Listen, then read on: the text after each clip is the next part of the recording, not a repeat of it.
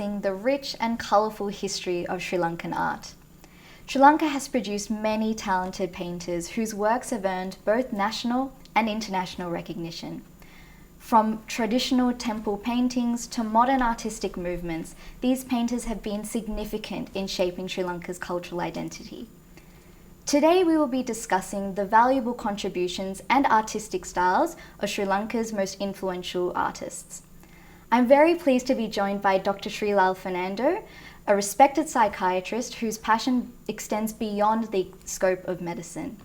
He is an avid art collector and a dedicated scholar of art history with a particular interest in Sri Lankan art and culture. Thank you so much for joining me today, Dr. Sri Lal. Thank you, Mindali, for the nice introduction. So, to start off, who are the most influential painters in Sri Lankan art history? Mindali, that's a difficult question to answer, but let me answer it in this way. Nationally and internationally, still, I think the best known art that is from Sri Lanka is the Sigiriya paintings and the temple mural paintings, and those unknown artists or unnamed artists really have done a great job in making Sri Lankan art known all over the world. Yeah, that's so interesting. And so, what themes are commonly found in traditional Sri Lankan paintings? What has remained, especially with the temple paintings, of course, are the religious icons, and they are embellished with other paintings, such as paintings of flowers, of animals, especially the elephant, clouds, pageants, especially with cultural symbolism and flags. And what role does Buddhism play in shaping Sri Lankan art? At the start, most of the paintings were temple paintings, or what has remained are temple paintings. We didn't have a tradition of having paintings in a house, or even the king didn't have paintings in his palace. So Buddhism formed the main, I would say, the most important item in the temple paintings, and also some of the artists were known as being monks, so that influenced their thinking and also the themes that they used. And so it seems very clear that history and culture is very important to Sri Lankan art. How has that actually influenced their artwork? Again, there is a big influence on most type of art. The one example that I can give you are the paintings of Manjusri, who initially went around the island recording all the temple paintings, and that had a great influence on his art. And later on, he started painting different images, and so he blended the temple art with a modern artistic form. And so, how did colonial influence then affect Sri Lankan painters and their artistic styles?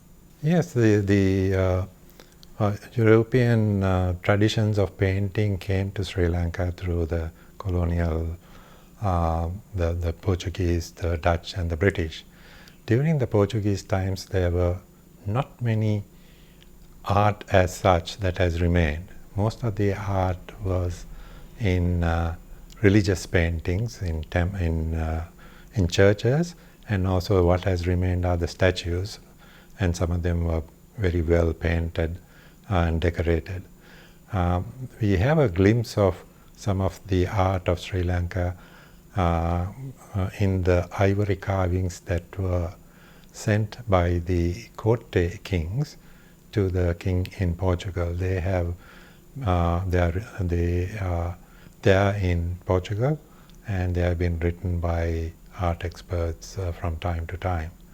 Then when you come to the Dutch, they are better known for their architecture, and at that time, the ships were better equipped, they were bigger, and some of the artists came to Ceylon and painted.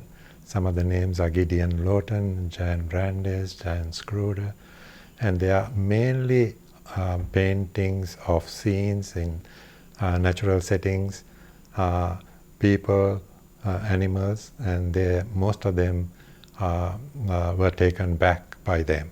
Very few have remained in Sri Lanka. And then came the British. And with the British, there was a big change in the art world. First, again, there were British artists. The best known was Samuel Daniel, who came in 1805 at the invitation of Governor Maitland, and he went around the island painting scenes which were published in England. And they were a hit at that time because people there wanted to see what life in the tropics was about. Then when you go to the mid 19th century, then there were a whole heap of artists who came to paint in Sri Lanka. And by the end of the 19th century, two things happened. One was that people had paintings in their houses. Before that, it was not very common for people to have paintings in a house. And the second thing that happened was that art as a leisure activity gained popularity. So the formation of the Colombo Art Circle or the Art Club, it was mainly confined to the British expats who painted, and then it slowly, like most things, kept the Ceylonese at that time then joined in this activity, but they painted in the British tradition of painting landscapes, of portraits, and they would have from time to time exhibitions. Some of those paintings are still available, and they are valued among collectors. Again, there were many more travelers. By this time, the ships were better, and we had there's a recent book that documents almost all the artists that came around this time, and some of them from Australia. They went to Sri Lanka, especially on trips back to Europe, and the ship had to call in Colombo, and they painted a scene. At the moment, at the National Gallery of Victoria, there is a painting by Charles Condor, who was a famous Australian artist, of a scene in Colombo, and it hangs along with two other paintings from Sri Lanka. And so, how did the formation of the 43 group influence the development of modern art in Sri Lanka? The 43 group emerged as a counter to the conservative British tradition of painting landscapes and portraits. We had followed that tradition for a long time, and then the younger generation of that time in the 1940s thought that this has to change, and they did it in a very, I would say, important way. Some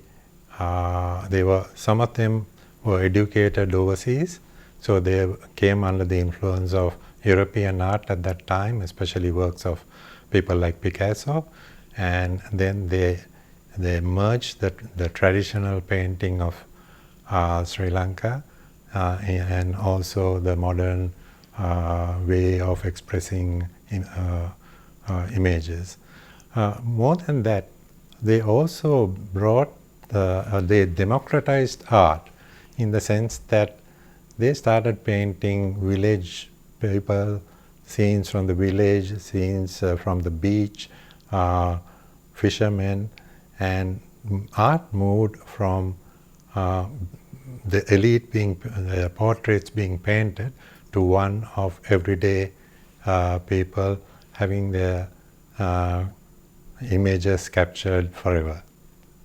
Yeah, that's very insightful.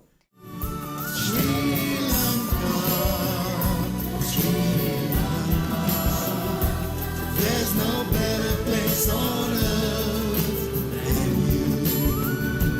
Yeah, I dream of you, Sri Lanka. Yeah, I pray for you.